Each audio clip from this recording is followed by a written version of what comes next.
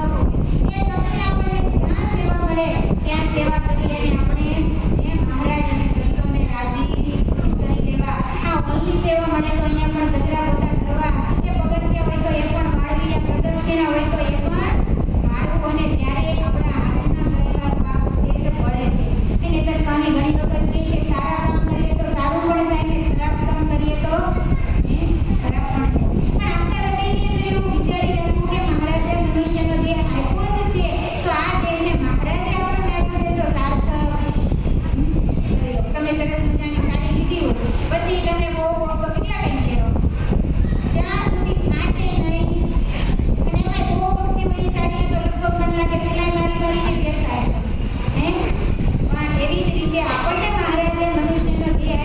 થાય तो फ्रेंड्स अभी 1:15 हो चुका है और अभी हम आ गए हैं घर पे, अभी अभी पहुँचे हैं। और ऊना गुरुकुल से सांख्योगी बहनों आए हैं, 2 बहनों आए हैं, तो वो थोड़ी देर के बाद हमारे घर पे आएंगे पधरामणी करने के लिए उसके ठाकुर जी को लेके। तो चलिए अभी आपको मैं दिखाऊंगी पधरामणी का दर्शन। तो फिलहाल कपड़े वपड़े सूख गए होंगे, वो सब समेट लेते हैं और पधरामणी की तैयारी कर लेती हूँ। चलिए अभी आपको पधरामणी के दर्शन करवाऊंगी मैं। तो फ्रेंड्स कुछ इस तरह मैंने सेटअप रेडी किया है, ये देखो। यहाँ से सेटी मैंने इधर पे ले ली है और ये टिपोई मैंने बाहर निकाल ली है। टिपोई के ऊपर इस तरीके से रुमाल बिछा दिया है और नीचे तीर्थ का पूजा का आसन है और ठाकुर जी के लिए ये थाल पूजा की डिश है, ये है, इसमें है जल और ये है प्रसादी, इसमें है दिवेट, टिंकोरी, दिवासड़ी और ये दिवेटिया। अभी जल को ढक के रखा है मैंने, कुछ इसमें गिरे ना इसलिए। तो सब कुछ रेडी हो गया है, अभी ठाकुर जी आने की ही देरी है। अभी तीर्थ भी देखो रेडी हो चुका है और अभी मैं और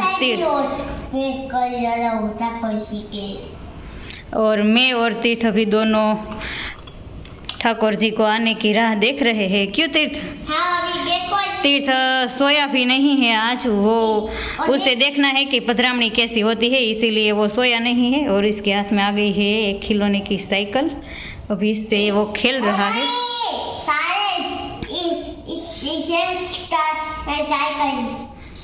ओके, तो चलिए देखते हैं कब तक आते हैं वो लोग पधरामणी करने के लिए।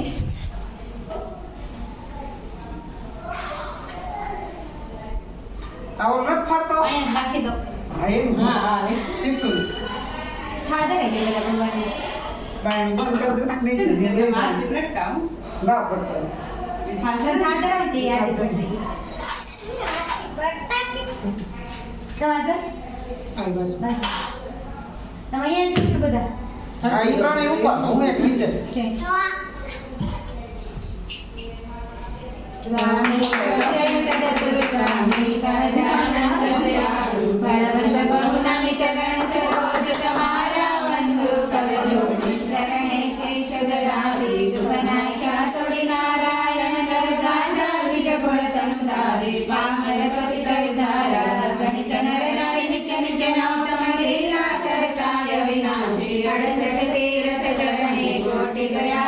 पुरुषोत्तम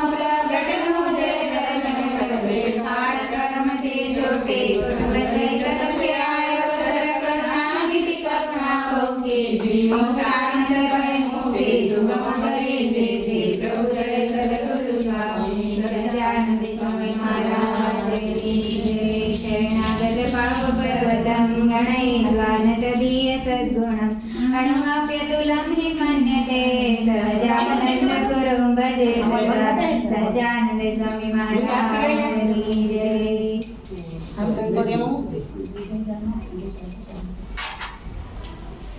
મહારાજજી દયા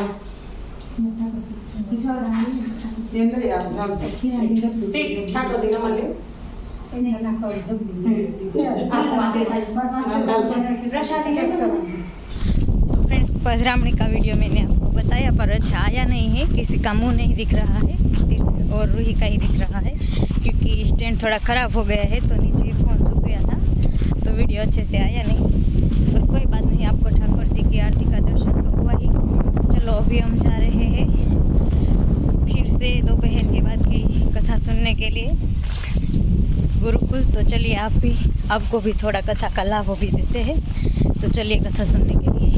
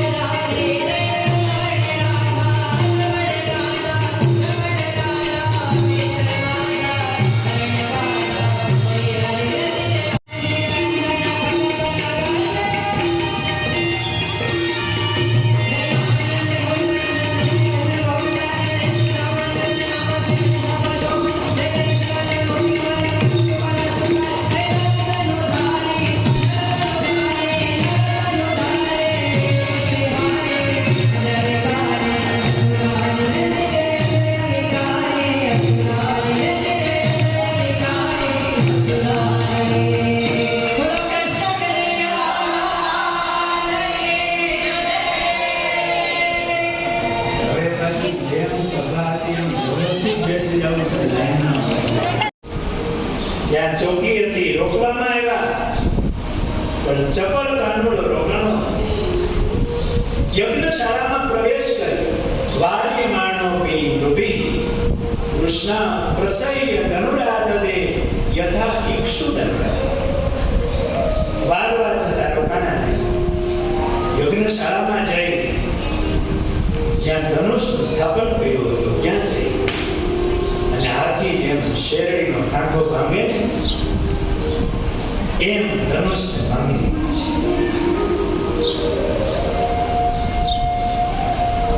ધનુષ યજ્ઞમાં વિઘ્ન થયો. ભગવાન તો ત્યાંથી તુરત એ કામ કરીને નીકળી ગયા છે. જ્યાં ઉપવનમાં ઉતર્યા છે ત્યાં આવ્યા. નંદ બાબા જોડે અહીંથી ગયા હતા એ જુદા હતા અને આ નવા કપડા પહેરીને આવે છે. એલા પણ તમે આ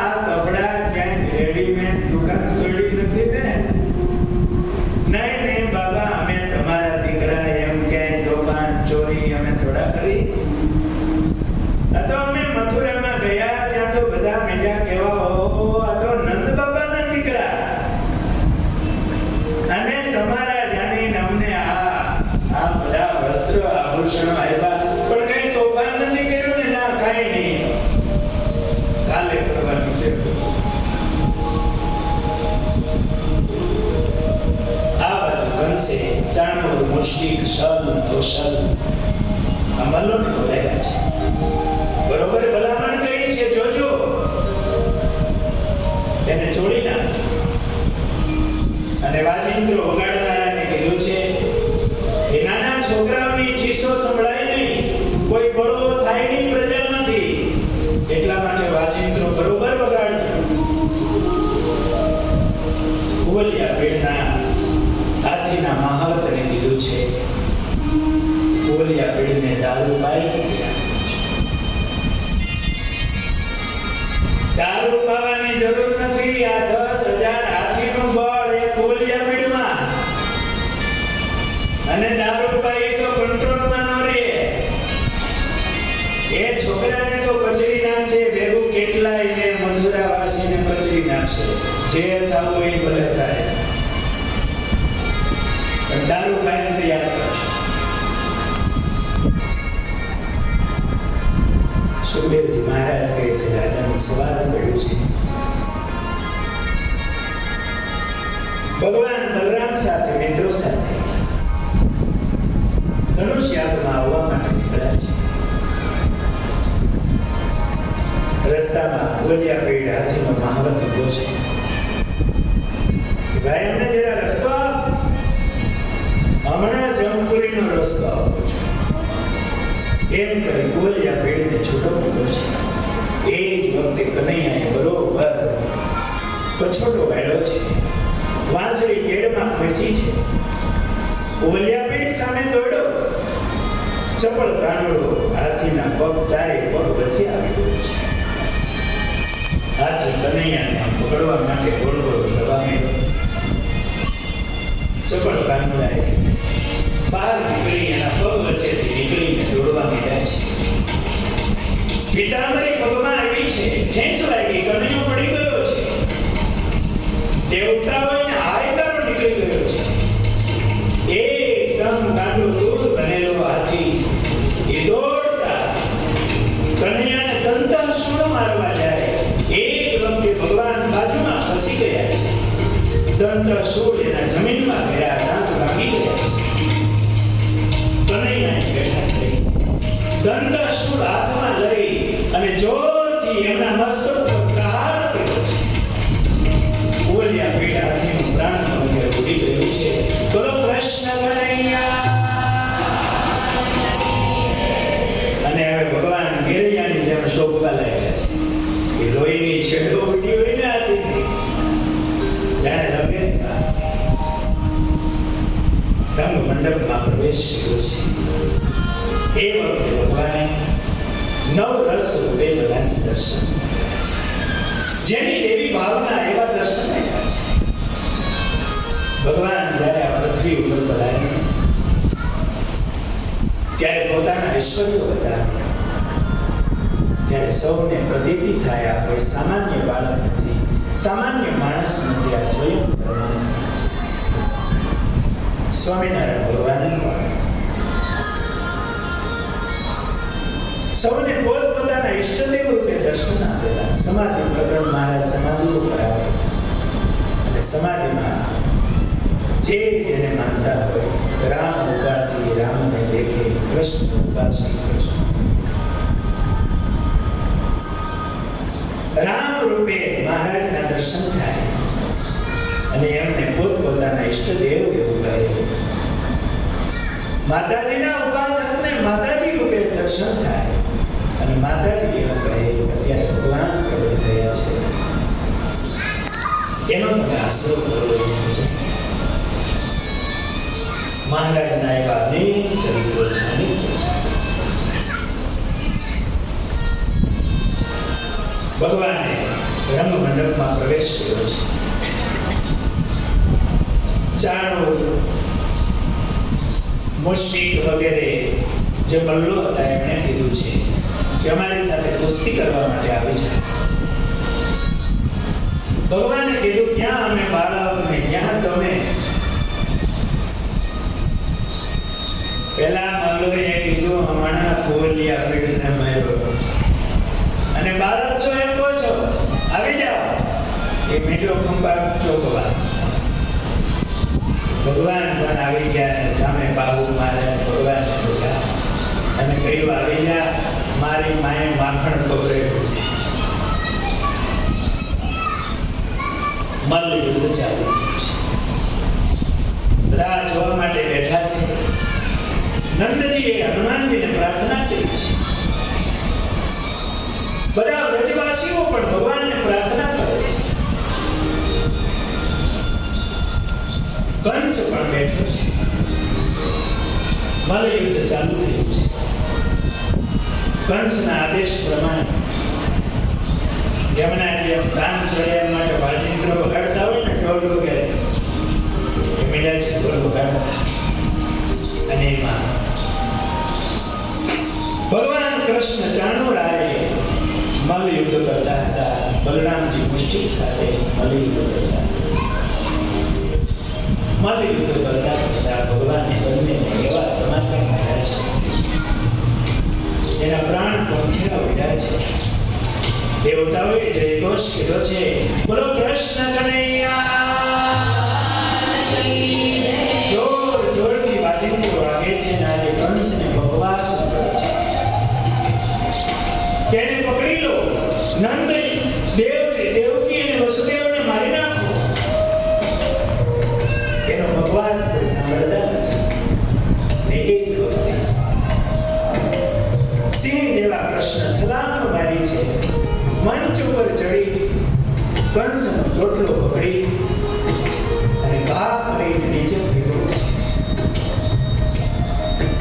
ને છલાંગ મારી કંસની છાતી ઉપર ભગવાન ચડી ગયા છે. એનો ચોટલો પકડીને કહ્યું છે, પાપી કંસ, મારી માનો ચોટલો આવી ગયો. એકદમ જોરથી મુષ્ટિકાનો પ્રહાર કર્યો છે. ભગવાને કંસનો ઉદ્ધાર કર્યો છે. બોલો કૃષ્ણ કનૈયા. ભગવાને બલરામજીને કીધું છે, ભાઈ હવે આ બધું સંભાળો. હું મા બાપ પાસે જાઉં છું, બધું મોડું થઈ જશે. અને આ બાજુ માં યશોદા, માં દેવકી એ પાછું પછાડવા તૈયાર થયા. એને સાંભળ્યું કે કંસે કપટ કર્યું છે, મારા દીકરાને બોલાવ્યો છે. હું કઈ અમંગળ સમાચાર સાંભળું ને એ પહેલા કરી જાઉં. વસુદેવ મને ધીરજ આપતા એવું ધીરજ ભગવાન દોડતા જેલમાં પહોંચ્યા છે. માના ચરણમાં પગલું માએ કનૈયાને છાતી ચરસો છાપી લીધું છે.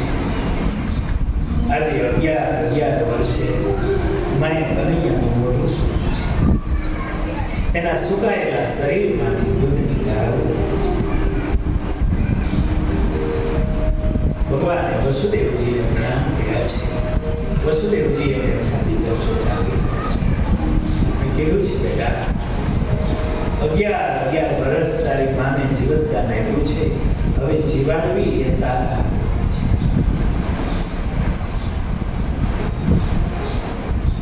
નંદ યશોદાનો પ્રેમ પણ યાદ આવે છે.